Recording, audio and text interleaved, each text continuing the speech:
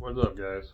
So I just made that video about the update, so now I'm taking a break from all the cleaning, and I'm going to put these cam bearings in. And tell you the truth, I've never done this before, and it seems pretty straightforward, pretty simple enough. Um, there's plenty of videos out there of reviews on cam tools and a bunch of professional people that have shown you how to install cam bearings. There's a ton on YouTube. So this isn't really like a step-by-step how to whatever. But I just figured I would comment on a couple things that I did to make it easier for me and my take on it. So here we go. So far, I've got one cam bearing installed. It's the one in the very back there. Now it looks marred up, but that's just the rubber that came off of the cam bearing or the cam installation tool. It wipes right off with your finger. So, and there's a little bit of oil or PB blaster, I should say, that I put on the tool. So that's a combination of that and a little bit of rubber that's right down there. Sorry about the light. You'll notice I got some pretty poor markings with a Sharpie. So here's what I did, and I talked to my machinist or machine shop, and you know, he was giving me some pointers on how he does it. And so basically he says that he uses a mark all and gets the center of the bearing marked, and then uses a straight edge, and that way he has a guide on how he puts the bearing in. So I went out and bought me one of these. I've been eyeballing them for a while because a lot of fabricators use them, and they have a lot of good things to say about them. It's not an advertisement for this. I mean, it's pretty neat, and I like is that it's tapered, and it's got a pretty, you know, it's, I don't know, maybe a 2-inch little end here. And so basically you can in situations you can drop it down in there and extend your graphite or whatever you want, and because it's tapered, it'll actually give you the bottom mark of whatever you're doing. Now there's a little bit of flex in there, so you got to kind of, you know, put pressure in the center. And what's difficult about doing it this way is that I'm not sure how all 318s are, but I know at least with this one there's a hole in the top. So what I did was, I still use this, and I still like it and appreciate it, whatever. But I got myself some Harbor Tool, you know, basic measuring kit. It's pretty cheap. So this here, if I can get it in the hole, will drop down, and of course I gotta extend it. Yeah, I did something. I was doing the back one, so, but I had this extended all the way out to where it actually went through the bottom hole, so it was aligned with the top and the bottom. And once it's in the bottom, it doesn't have any wiggle room that way. And I don't know if you could see down in there, I actually did mark it. I don't have a pointer. I guess I can use this as a pointer. But I actually did get in there and then eyeball it at that point and mark it. And then I used a ruler. Let me zoom you back out. I'm zoomed in. And I used a ruler inside the journals and marked it this away. Also, it was a combination of the ruler and this. So I marked, that's how I got my marks. Then I did it on top and bottom for let's go to the outside here where it'll be easier to see. And then I'm sorry about the camera action here. So I marked this bottom hole. Well, there's no hole on this one, but you get what I'm saying. For the rest of the ones, the front and the back only has one hole.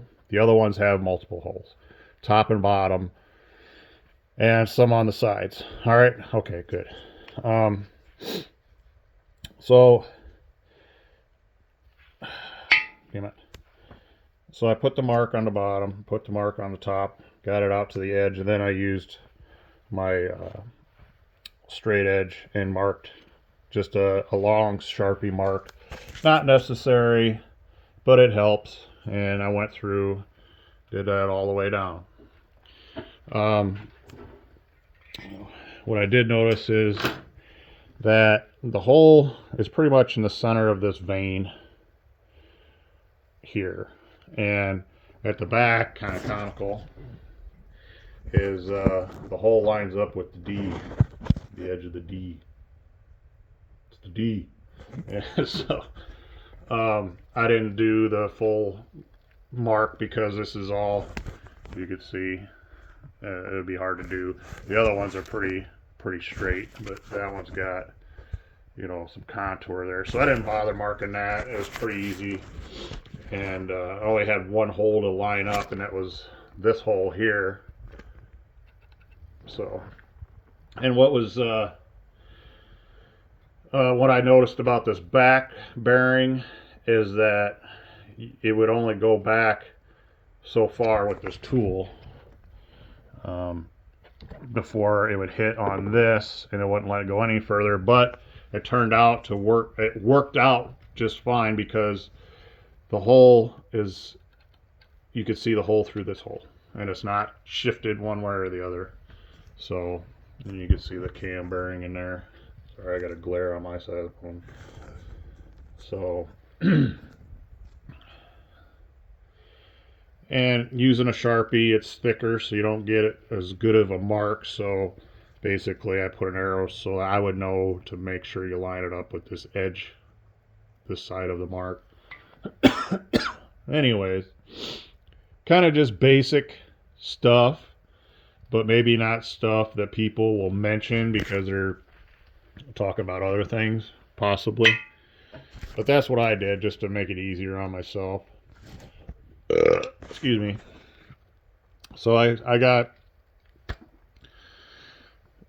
4 more to put in, and I guess the trick to doing this one is to drive it in from the back side, because you want to use this centering cone to make sure it goes in square so it isn't doing one of these jobbies. So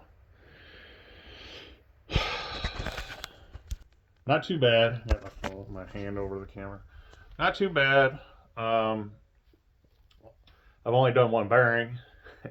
That was my first bearing. Maybe it was beginner's luck. I don't know. But what's interesting about this this kit here I got off of Amazon, and there's no instructions in there. So thankfully we have YouTube, and we have a bunch of people doing these videos and showing you how to do it. So I had the basic idea, and I didn't really need instructions, and it's pretty straightforward. So I did see like some other ones use this like, I don't know what you want to call it, like intermediate rod, extension rod, and then they're way out on the end of the engine trying to stall it. I didn't do that. I just put this like 2.5 foot rod on there, which is fine, perfectly fine. And I'm not like I can see what I'm doing and drive it in there, and I don't need like a second hand, because I had my wife out here yesterday. I was gonna have her help me, and I don't know, I got deterred and started cleaning things and stuff, so I didn't bother with the cam bearings. But today I felt a little fresher, and I had a little more motivation to do the cam bearings instead of cleaning, because cleaning really is monotonous and it gets old. So there you go. Those are just some tips um, that I have, or things that I've seen, or whatever. Anyways, hopefully this helps you. Um, I'm not gonna show you installing them because of the fact that I've never done this before. I've only done one, so I don't want to screw it up. And for two, I don't want to screw it up. And for three, I don't want to screw it up. So I'm not going to have the distraction of the camera, so I screw it up. I want to do it right. So that's why I'm not going to show putting them in. Oh, so these bearings are how do you say it? Mallory. I don't know. Everybody calls them something else, but anyways, they're Cleveite. I'll just go with that. I don't know what the hell that means. It's nice as they put on the box the positions and the part numbers, and they're all written on the bearing here, and they have an arrow. So the arrow faces the timing chain, and you just put them in the corresponding numbers with the journals, and you have the number facing the front, and you just make sure that you have the holes going in the right place. I'm not sure if this is how they all go, but I noticed on this one the numbers will line up with this hole. Well, it'll be this one. So for this journal, let me get it facing the right way. I'll have it like this, and so this hole will line up with this, and this other hole will line up with the hole on the side there. The hole in the top isn't needed, and let me spin it around real quick to show you what that hole goes to. It really doing this one-handed.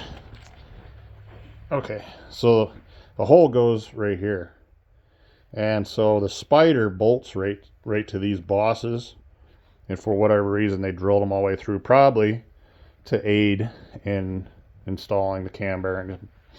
But anyways, once the bearings are in, or at least this bearing's in, it will I don't know, amateur, right? I don't know, I can't remember, and as much time as I spent cleaning this thing, I can't remember if the factory bearing, if they all went through, if they all went all the way through on the tops. But these replacement ones, at least this bearing for sure, is going to be blocked off. This bolt hole will be blocked off by the cam bearing. So there you go. That's what I'm trying to say, if that makes any sense. So that being said, I am tongue-tied. I want to get this job done so I can move on to the more fun stuff. But I just figured I'd give you a little encouragement, maybe a couple tips for people that haven't done this. It's doable. It's not that hard. Just make sure you get these marked out. And what I did, here's another tip. What I did was I put a mark. It's pretty much rubbed off now, but I put a mark on here. So I put the hole here, lined that up with my mark in there, and it all came out beautifully.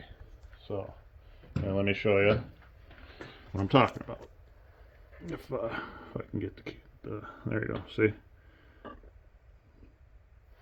All right. I promise I'm done. So, thanks again. Give me a like or don't, but I would appreciate it if you did. So, yeah. Take care. Later.